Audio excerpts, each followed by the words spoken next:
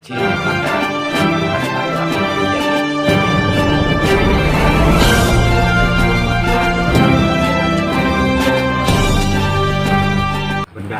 aturan yang ada Terkait sekarang, perizinan di sekarang Kota ini Metro, dulu masih terdapat pengusaha dia yang dalam diizinkan menjalani dengan usahanya bangunan. belum mengantongi izin, Sekarang ini sudah berubah seperti menjadi PBG, TDG, persetujuan serta bangunan. alih fungsi baik PBG bangunan dan maupun di usahanya. Kota Metro ini perdanya sudah ditetapkan.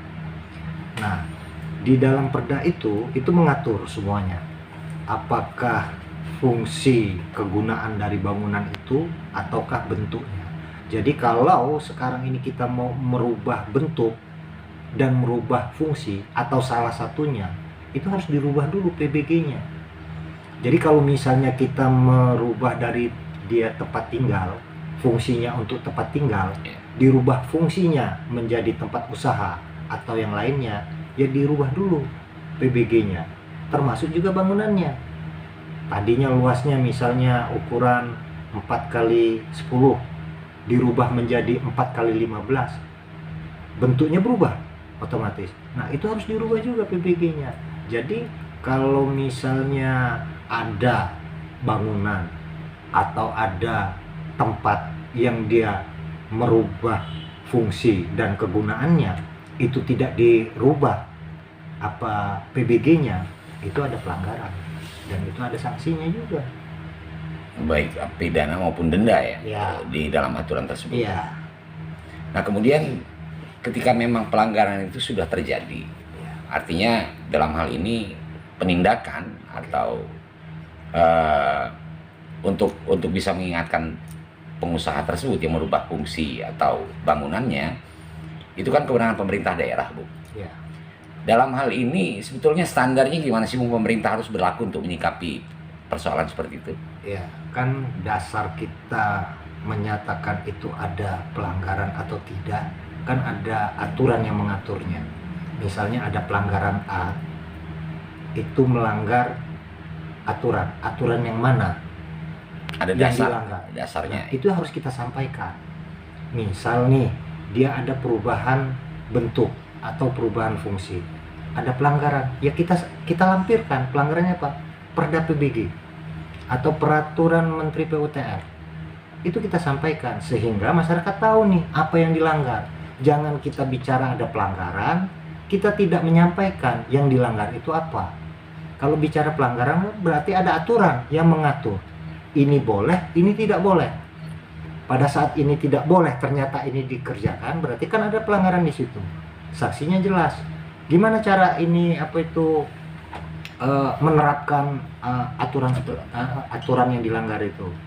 Misalnya kan kalau kita maunya ini kan persuasif, ada peringatan lah, peringatan pertama, peringatan kedua, peringatan ketiga, supaya kita memberi ruang dan waktu kepada pengusaha atau masyarakat untuk menyelesaikan apakah itu izin atau yang lainnya, untuk disesuaikan dengan apa yang dibutuhkan.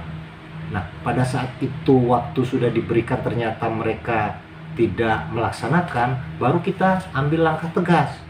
Apakah itu harus disegel, ataukah itu harus ditutup permanen, apakah ditutup sementara, disesuaikan dengan aturan yang berlaku.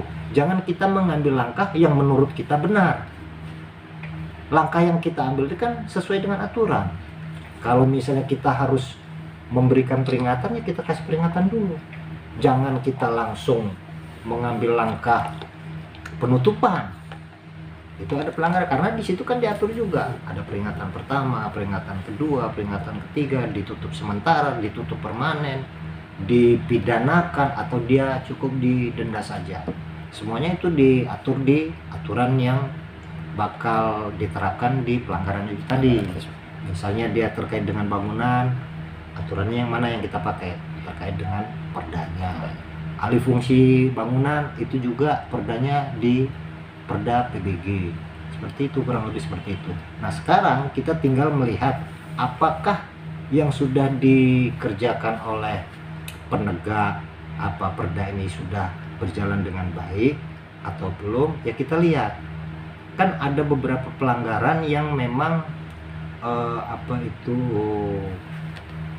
pernah disampaikan oleh baik itu masyarakat atau teman-teman media ke penegak perda di Kota Metro. Langkah yang diambil kan memang belum kita lihat signifikan lah. Ada beberapa yang menjadi catatan kami, contohnya alih fungsi trotoar, alih fungsi bangunan.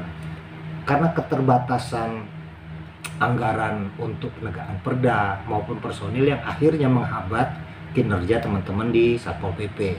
Harapan kami ke depannya ini pemerintah Kota Metro ini bisa menganggarkan lebih untuk teman-teman yang ada di Satpol PP untuk lebih meningkatkan kinerja terkait dengan penegakan perda itu sendiri. Kalau misalnya ada satu pelanggaran tidak ditindak, nanti ada pelanggaran-pelanggaran lain yang akhirnya menjadi beban juga untuk pemerintah yang harusnya kita menyelesaikan 1-2 kasus karena ini tidak ditindak, akhirnya dianggap ini pembiaran. Pelanggaran-pelanggaran berikutnya akhirnya menjadi beban yang tadinya kita harusnya menyelesaikan cuma 2-3 kasus, akhirnya 10-20 kasus, kurang lebih seperti itu.